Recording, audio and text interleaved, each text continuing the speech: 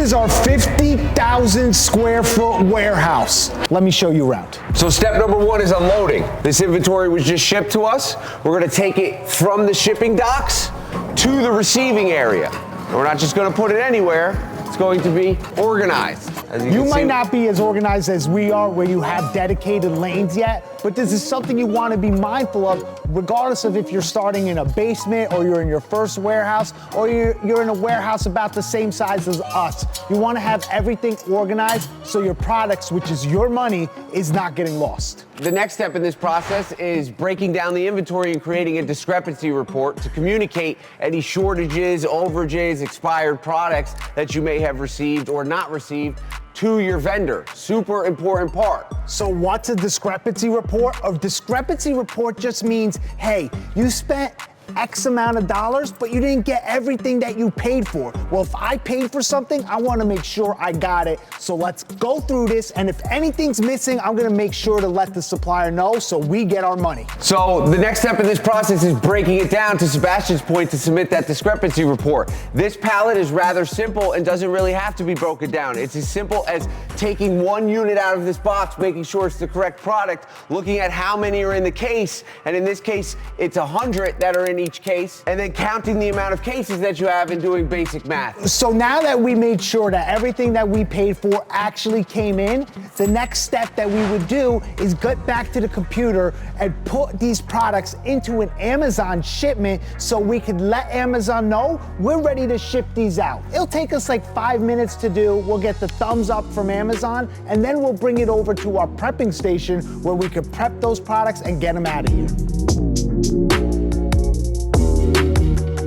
So we're gonna first prep this product of Cappuccino Hills, which we got from Eagle Eye Distribution. It's our largest distributor. So first thing we're gonna do is confirm that what was put into the Amazon shipment is accurate. And we're gonna be able to see it on this screen here.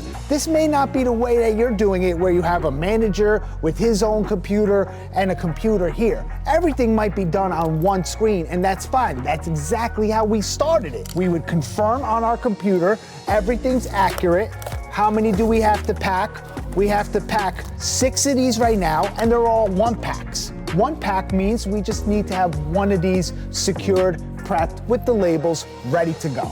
So now that we've confirmed that the UPC on the product is the actual product that we're selling on Amazon, and we've confirmed the pack size, the next step is to prep this inventory. And this is how you prep a product. Because it's a 1-pack, all we're going to need is an FN SKU over the UPC on this item. It's not going in a poly bag, so it doesn't need a risk of suffocation label. It's not a multi-pack. It doesn't need a do not separate label. It just needs one FN SKU that's going to cover the UPC. And we are going to put that vertically, not horizontally, so it completely obscures the UPC on this product. And now this product is prepped and ready to go into its final shipping box. And I think it's important for everyone to know what an FN SKU is.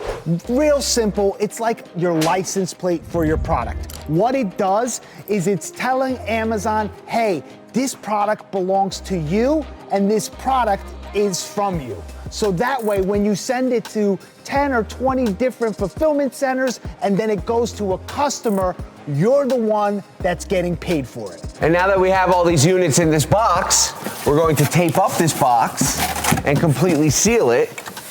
So when it ships to Amazon, it does not open.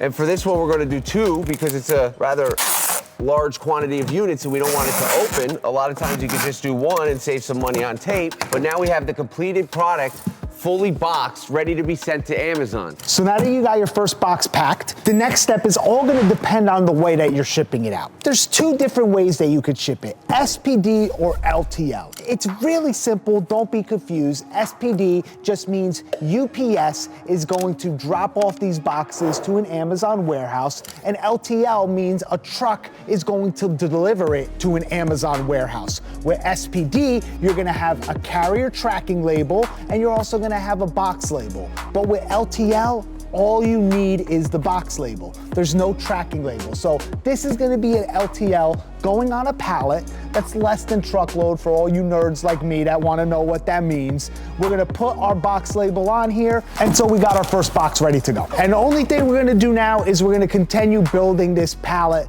based on our Amazon shipment that's on these computers. And once we're completely done with all the ASINs that need to be shipped to Amazon, we're gonna take this pallet and we're gonna wrap it and we're gonna stage it over there, ready to ship. Next step is wrapping the pallet, so all the boxes are secured on this pallet, and if you're doing SPD, you don't have to do any of this step. You would simply give it to the UPS driver or drop it off at a UPS store. But we're in a massive warehouse where we produce about 15,000 orders a day, over 3 million orders per year, so we need one of these bad boys so our team's not killing their back wrapping these pallets manually. So now we got this pallet all wrapped up and secure, nice and tight. If you're in the early stages, I remember days wrapping so many pallets that my head was spinning when I was going home. But, you know, we got this nice little machine here, wrapped it for us. We even have an electric forklift, but I'm going old school here. I'm gonna take this pallet out, I'm gonna load it onto the truck that's waiting outside our dock doors, and that's it. I'm gonna track it on Amazon, make sure it gets there, make sure everything's received correctly, and then start making money.